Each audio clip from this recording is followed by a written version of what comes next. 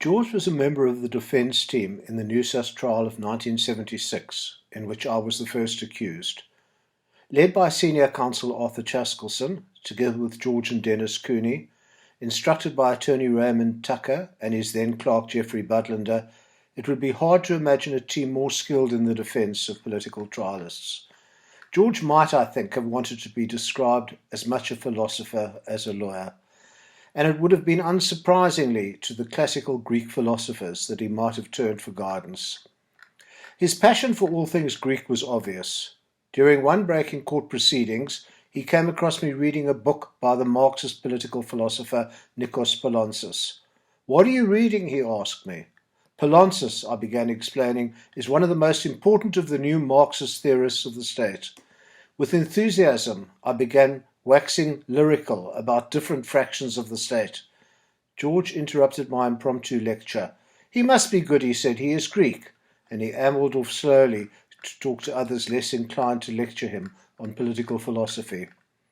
I had first met George in court a few months earlier, when my co-accused and I were applying for bail after our arrest. Here was this large man, distinguished by a broad red tie, talking slowly and loudly to a dishevelled group fresh from the cells of John Foster Square. Everything about George seemed enormous, measured and confident. George was so much more than a lawyer. His passion for life and living, his empathy for those whose lives he defended, his compassion and loyalty, all made for a person of enormous depth, integrity and intelligence. Years later, I was working as a paralegal in the offices of attorney Priscilla Jana, who also recently passed on from this life. I used to fetch George early each morning for our tedious drive to Pretoria, where we were defending a group of young Umkhonto we soldiers. Imagine my surprise when on the first morning I arrived at the Bizos home to find George in his pyjamas, working in his lush vegetable garden. Not an unambiguously glorious sight, George in his striped pyjamas. "I do this every morning," he explained. "Sit down, drink some coffee, and I will be ready soon." Minutes later he re-emerged, showered, hair wet and combed, jacket and tie in place, and ready to continue the battle. One of the accused in that trial confided that a senior MK member had sought to use military missions to smuggle vehicles and other contraband. What was I to do with this information? Passing it on to the ANC was dangerous. Suppressing it was immoral. I put the dilemma to George, who himself would face danger if he was involved in disclosing information gleaned in the preparation of a legal defence. Almost Socratic in his response, George told me that I should ponder the issue based on my political beliefs and loyalties, and I would know what the right thing was to do. And so my report on the illegitimate use of MK networks was forwarded to the ANC. Over the 6 weeks George and I met to prepare my defence evidence in the New South trial, he often asked how I would describe, if asked in cross-examination, my political ideology. "As a democratic socialist," I responded. "Is that not the same," George would ask, "as a social democrat?" "No," I would push back, "there's a world of difference." "But," said George, "you have pleaded not guilty to the charges of furthering the aims of communism and membership of a communist party. That means you are saying you are not a communist, as defined in South African law." He was sceptical if a South African court would accept or understand a distinction between democratic socialism and communism. I needed to think very carefully about what I would say in court, and its impact not only on my defence, but on the defence of my four accused. George would not tell me what to say. He would only advise me to consider consequences.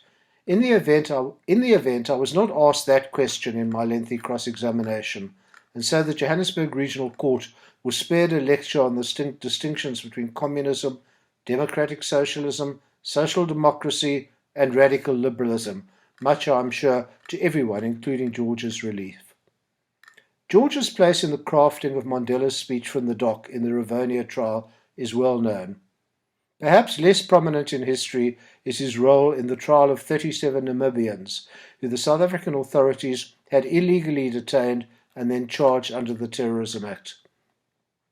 One of the accused was Herman, as he was then known, Toivo Yetoivo, a prominent SWAPO leader. Like Mandela, he was in real danger of a death sentence, and again, like Mandela, he chose to make a statement from the dock, challenging the legitimacy of the whole trial. George had reviewed and advised Toivo on the consequences of his proposed statement, and one can hear an occasional echo of the Bizos voice in what was said. "My lord," challenged Toivo in his statement, "we find ourselves here in a foreign country, convicted under laws made by people we have always considered foreigners." He went on to challenge the trial judge, who had the power of life and death over him.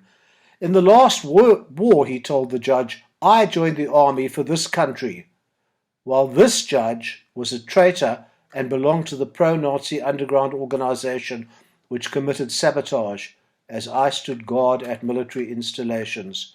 Now I am called a coward by him, and he is a judge." George was concerned that such a direct challenge to the integrity of the presiding judge might provoke a death sentence, but he was not prepared to advise Toivo to censure his statement, only to advise him not to challenge the judge to impose the death penalty. Toivo was sentenced to 20 years imprisonment and went on to become a minister in Namibia's first post-independent cabinet, another of George's clients who went on to high leadership positions in post-struggle worlds. George was central to a number of inquests into deaths of detainees held under the range of laws allowing the security police to incarcerate and interrogate those in their custody. Steve Biko, Neil Agate, Ahmed Timmel, and many others. George had little expectation that justice would be obtained for those tortured to death in detention, but he did believe that a price could be extracted from the security police and the state by exposing their actions. George was instrumental in exposing the abuse of state power for well over 4 decades, from inquests to TRC hearings to the Marikana Commission. That is one of his greatest legacies. George ensured that anyone who was willing to hear knew about the horrors of the apartheid state and those who collaborated with it. No one can claim that they did not know what was happening during the apartheid years. Rather, some chose to see and listen and hear, and some did not.